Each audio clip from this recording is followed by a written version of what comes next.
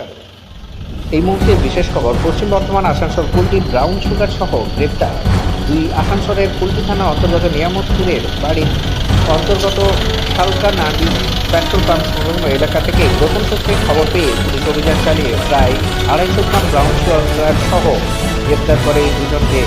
অভিযুক্তদের নাম হজ কুরমান বারওয়াল, নিয়ামতপুর থানির আলডি এলাকার বাসিন্দা এবং ফারিকুল শেখ মুর্শিদাবাদের বাসিন্দা।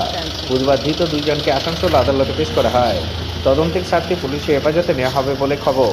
গোটা ঘটনা তদন্তে নিয়ামতপুরের পুলিশ ফাঁড়ির পুলিশেরা রয়েছেন। অন্যদিকে আসানসোল দক্ষিণ থানার পুলিশ অভিযান চালিয়ে কালী পাহাড়ি এলাকা থেকে 20 কেজি গাঁজা সহ দুইজনকে গ্রেপ্তার করে আজ আসানসোল আদালতে তোলা হয় ধৃতদের। এদের মধ্যে একজন মহিলা আর একজন পুরুষ রয়েছে বলে ঘটনায় তদন্তে পুলিশ।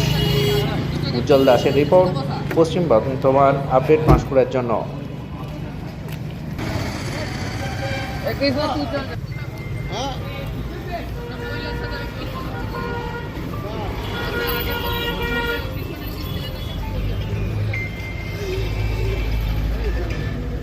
बोलो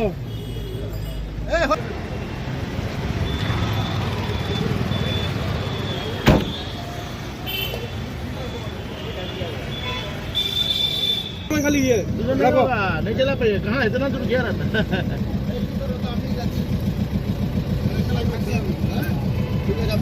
अरे तो गाड़ी रुक